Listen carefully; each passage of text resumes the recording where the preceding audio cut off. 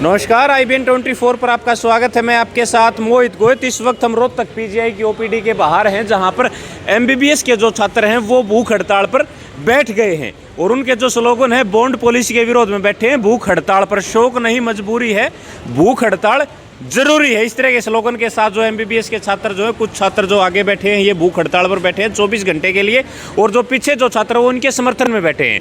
RDA की तरफ से OPD का जो पूरी तरह से जो है बंद करने का ऐलान कर दिया गया है। डॉक्टर अंकित गुलिया जो हैं RDA के प्रेसिडेंट हैं, वो मौके के ऊपर हैं और OPD में आज जो पेशेंट हैं वो लगभग ना के बराबर ही यहाँ पर दिखाई दे रहे हैं और जो छात्र हैं वो भूख हड़ताल पर बैठे हैं लगातार अपनी मांगों को लेकर। और RDA की तरफ से एक ऐलान किया गया कि अगर 24 से 48 घंटे में इसको हमारी मांगे जो है वो नहीं मानी गई तो हम इमरजेंसी की जो सेवाएं हैं वो भी वापस ले लेंगे। RDA के जो प्रेसिडेंट है डॉक्टर अंकित गुलिया, वो हमारे साथ हैं, उनसे बातचीत करेंगे। RDA के प्रेसिडेंट है डॉक्टर अंकित गुलिया हमारे साथ। डॉक्टर साहब, आपने आज जो OPD की सेवाएं थी वो पूर्णतः बंद कर दी और 48 घंटे का अल्टीमेटम सरकार को दे दिया। इमरजेंसी सेवाएं भी जो आप वापस लेने का ऐलान कर दिया, क्या इससे मरीजों को परेशानी नहीं होगी? नमस्कार सभी देखने वालों को, सारी हरियाणा की जनता और अपने देश की जनता को नमस्कार। देखो, डॉक्टर्स का काम है सेवा करना, हम सेवा कर रहे हैं, लेकिन सरकार ने जो है ना इस इंस्टीट्यूट की, सरकारी मेडिकल कॉलेजेस की एक इनडायरेक्ट तरीके से जो है ना फ़ीस 40 लाख रुपए कर दी है। अब गरीब का बच्चा पढ़ नहीं पाएगा, उसके पास 40 लाख होंगे नहीं, वो PGI में और बाकी मेडिकल कॉलेज में पढ़ नहीं पाएगा, उसका सपना टूट जाएगा। तो इसके लिए RDA जो है ना बच्चों के समर्थन में आई है। धरने को आज 24 दिन हो गए हैं। सरकार से पहले बातचीत करने का रास्ता ढूंढा गया, लेकिन सरकार बातचीत को तैयार नहीं थी। 16-17 दिन आपको पता है ऐसे ही गुजर गए। धरने को 24वां दिन है, लेकिन इससे पहले तो हड़ताल नहीं हुई ना, क्योंकि धरना लंबा चलता जा रहा है, सरकार सुन नहीं रही। तो इसलिए मजबूरी में जो है ना हमको सरकार को जगाने के लिए, चेताने के लिए हमने पहले 1 घंटे का जो है पेन डाउन किया। सरकार ने नहीं बात मानी। फिर 2 घंटे का पेन डाउन किया, सरकार ने बात नहीं मानी। फिर 3 घंटे के लिए सेवाएं रोकी, सरकार नहीं मानी। फिर 4 घंटे का पेन डाउन किया, सरकार नहीं मानी। फिर सरकार ने ही हमें मजबूर कर दिया कि हम तो अड़ियल हैं, हमें जनता से कोई मतलब नहीं है, हमें तो सिर्फ पैसों से मतलब है। मरीज़ मरे या ना मरे, उनको जनता से कोई मतलब नहीं, उन्होंने सिर्फ पैसों से मतलब है। तो हमने कदम नहीं उठाया, ये सरकार ने कदम उठाने के लिए मजबूर किया है और इसके लिए सरकार जिम्मेवार है। जैसे कि हम, आपको भी पता है कि यहाँ हम काम छोड़ के बैठे हैं, बच्चे भूख हड़ताल पे बैठे हैं, इनकी तबीयत को कोई ख़राबी हो जाती है। कौन मरना चाहता है? सब जीना चाहते हैं, सब परेशान नहीं होना चाहते। हम भी तो परेशान है ना, शांति से काम कर रहे थे ना, तो मजबूरी में कदम उठा। अब किसान थे, किसान आंदोलन था, 1.25 साल तक चला। किसान लोग अपनी खेती रोजी रोटी रोक के दिल्ली बॉर्डर्स पे बैठे रहे। भाई जनता को परेशानी भी हुई, रोड भी ब्लॉक्स हुए, अपना काम धाम भी छोड़ के बैठे। आपको भी पता है कि इंडिया की हालत इतनी कुछ अच्छी है नहीं। मेरा देश है, मुझे कहते हुए बड़ी शर्मनाक बात है मेरे लिए कि मेरा देश है और इसमें ऐसे भ्रष्ट नेता बैठे हैं कि जो देश के बारे में नहीं सोचते और ऐसी आनन फानन में पॉलिसियाँ लेके आ जाते हैं, जिसका फिर हमें सड़कों पर उतर कर जो है खंडन करना पड़ता है। अग्निवीर थी, अग्निवीर 4 साल के लिए फौज भी हमारी जो है ठेके पे कर दी गई है। अग्निवीरों ने भी ट्रेन रोकी और कुछ किया, जितना भी किया। इतनी अड़ियल सरकार है, उनकी बात नहीं सुनी गई, किसान अपनी बात मनवा के चले गए। ऐसे ही है कि हम ये नहीं कह रहे कि हमें मरीजों की सेवा नहीं करनी, हमने तो मरीजों की सेवा करनी। सरकार हमारी बात आज सुन ले। मैं कह रहा हूँ अभी सरकार का फ़ोन आ जाए हमारे पास कि हम आपकी बात करने के लिए तैयार हैं, हमारे पास आपका रास्ता है, आप हड़ताल ख़त्म कर दो। हम 1 सेकंड में हड़ताल ख़त्म कर देंगे, क्योंकि हम मरीजों का नुकसान नहीं चाहते। अगर नुकसान चाह रही है तो सरकार चाह रही है। डॉक्टर अंकित, सरकार इस तरह की पॉलिसी लेके आ रही है, उसके पीछे सरकार की मंशा क्या है? पैसा इकट्ठा करके कहाँ ले जाना चाहती है सरकार? हाँ, आपका बहुत ही जायज़ क्वेश्चन है, क्योंकि सरकार जो है ना जनता को भ्रम फैलाने की कोशिश कर रही है। आपको भी पता है हरियाणा सरकार पे कई हज़ार करोड़ का कर्ज है, और ये कर्ज, अब ये सरकार अगर रहेगी, ये कर्ज और करके अगली सरकार पे छोड़ जाएगी, तो इनके पास खजाने में पैसे हैं ही नहीं। जब खजाना ख़त्म होता है ना, तो ये सोचते हैं कि पैसा कहाँ से आएगा। पैसा तो सीधी बात है जनता ही देगी, और जनता कौन है? आप और हम। तो अब इन्होंने ध्यान दिया कि जो बच्चे हैं ना उनकी फ़ीस बढ़ा दी जाए। इनका एस्टीमेट है कि जो एक बैच की अगर फ़ीस बढ़ाएंगे तो इनको 400 से 500 करोड़ रुपए का 1 साल में, मतलब एक बार के बैच से इनको रेवेन्यू जनरेट होगा। तो इनकी जो नज़र है ना वो 500 करोड़ के खजाने पे है, जो कि जनता को पीसने के बाद और जनता का खून चूसने के पास निकालने की सरकार कोशिश कर रही है। डॉक्टर अंकित, आप इस सेवा में कितने साल से हैं? मैं इस सेवा में लगभग 12 से 13 साल से हूँ। डॉक्टर अंकित, आप 12 साल से इस सेवा में हैं। मेरा सवाल यहाँ ये बनता है कि आज के टाइम पे लगभग 3 लाख करोड़ का कर्ज जो है हरियाणा सरकार के ऊपर है, जो 2014 के बाद बढ़ा है। 2014 में भूपेंद्र हुड्डा 40,000 करोड़ जो है हरियाणा के ऊपर कर्जा छोड़ के गए थे। क्या 2014 से 2022 तक जो कर्जा है वो लगभग 6 गुना बढ़ गया है? क्या स्वास्थ्य सेवाएं 6 गुना बेहतर हुई हैं, आप मानते हैं? स्वास्थ्य सेवाओं की बदहाली है। हमारे पास सरकार जो है ना, मरीजों के लिए सारी दवाई जो है ना अवेलेबल ही नहीं कराती यहाँ। मरीज हमसे पूछते हैं, डॉक्टर साहब ये तो दवाई मिली ही नहीं। अरे डॉक्टर कहाँ से दे? डॉक्टर का तो काम है मरीज को देखना। सरकार का काम है कि जितने भी बेहतर जो हैं, MRI की मशीनें हैं, CT स्कैन की मशीनें हैं, अल्ट्रासाउंड की मशीनें हैं, ऑपरेशंस हैं, इंस्ट्रूमेंट्स हैं, वो सरकार अवेलेबल कराए ना। क्योंकि हम तो काम कर रहे हैं, हमने जो विद्या पढ़ी है ना उसकी से हम तो अपने हाथों से सेवा कर सकते हैं। MRI की मशीन तो डॉक्टर नहीं खरीद सकता ना, तो सरकार को देनी पड़ेगी। MRI की मैं बता रहा हूँ कि मरीजों को जो है ना 6-6 महीने की तारीख लेनी पड़ती है। और ये अगर किसी जनता का जो मंत्री है ना, अगर उसको कुछ दिक्कत हो जाए, जाके मेदांता में जाके दाखिल होंगे। ये रोहतक PGI में दाखिल क्यों नहीं होते? क्यों? इनको पता है कि जो इन्होंने स्वास्थ्य सेवाएं जो इनकी है ना ये ठीक नहीं है, ये इसलिए यहाँ दाखिल नहीं होते। सबसे पहले जाके मेदांता में दाखिल होंगे।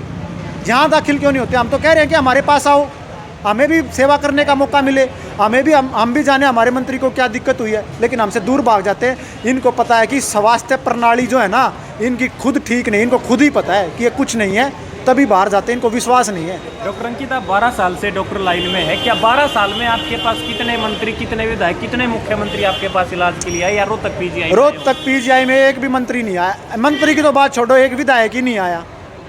विधायक की बात छोड़ो, एक जिला पार्षद भी नहीं आया।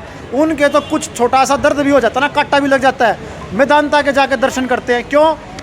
यहाँ तो मैं तो कहता हूँ कि यहाँ तो जो है ना सारे जो बड़े बड़े हॉस्पिटल हैं उनसे ज़्यादा स्टाफ है, लेकिन सेवाएं सरकार दे ही नहीं रही, ध्यान ही नहीं है उनका। तो मरीज बेचारे धक्के खाते रहते हैं, ऑपरेशन की डेट ले रहते हैं, ऑपरेशन थिएटर में सामान नहीं है, MRI की मशीनें काम नहीं करती, अल्ट्रासाउंड की मशीन ख़राब हो जाती है तो 2-2 महीने तक नहीं आती। सारी सरकार की गलतियाँ हैं। मतलब नेता मंत्रियों को पता है कि यहाँ स्वास्थ्य सेवाएं हैं जो बेहतर नहीं है, उसके बावजूद भी वो आँख नीचे क्यों बैठे हैं? क्या चाहते हैं वो डॉक्टर? उनको तो सिर्फ अपनी जेब भरने से काम है।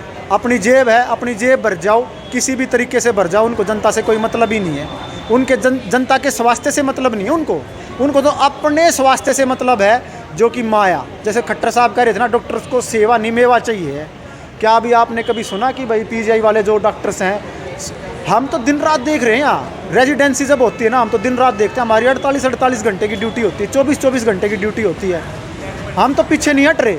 हमें तो आप जो है ना स्वास्थ्य सेवाएं देने के लिए हथियार दो, मशीनें दो, सेवाएं बेहतर कराओ, नई नई बिल्डिंगें बनाओ। हम तो तैयार हैं और दूनी मजबूती से काम करेंगे। हम तो मरीजों के लिए हैं। जब हमने MBBS चुनी ना, तो सेवा के लिए चुनी थी कि हम इस जनता की सेवा करना चाहते हैं। डॉक्टर अंकित, बड़ा सवाल यहाँ ये उठता है, जैसे आपने इमरजेंसी सेवाएं जो हैं वो भी वापस लेने का ऐलान कर दिया 48 घंटे में। क्या उससे जो इमरजेंसी घटनाएं होंगी, दुर्घटनाएं होंगी, मरीजों को नुकसान नहीं होगा? देखो, यहाँ बच्चे हमारे हंगर स्ट्राइक पे बैठे हैं, भूखे प्यासे बैठे हैं। कल कोई कुछ आप सरकार से मेरे भी आप पे पूछो कि ये बच्चे जो है ना भूख हड़ताल पे बैठे हैं, अगर किसी का बच्चे का कुछ हो गया, कुछ अनहोनी हो गई, तो क्या ये मरीज की तरह नहीं रहेंगे? ये भी मरीज हो जाएंगे।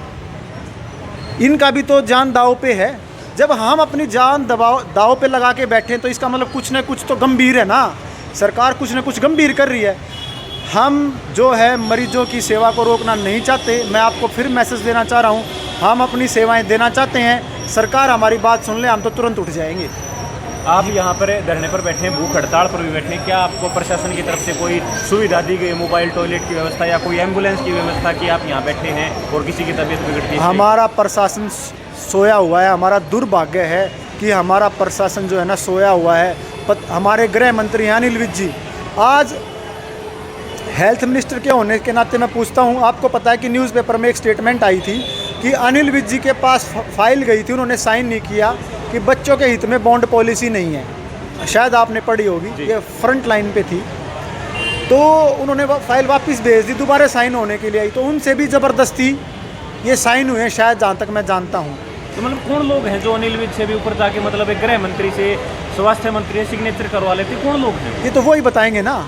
मैं तो ये पूछता हूँ कि जब स्वास्थ्य मंत्री का क्या वजूद रह गया, स्वास्थ्य मंत्री का क्या वजूद रहेगा जब उनसे ऊपर जाके इस फाइल पे साइन हो गए, तो मैं पूछता हूँ कि स्वास्थ्य मंत्री को भी इस चीज़ से त्याग पत्र दे देना चाहिए।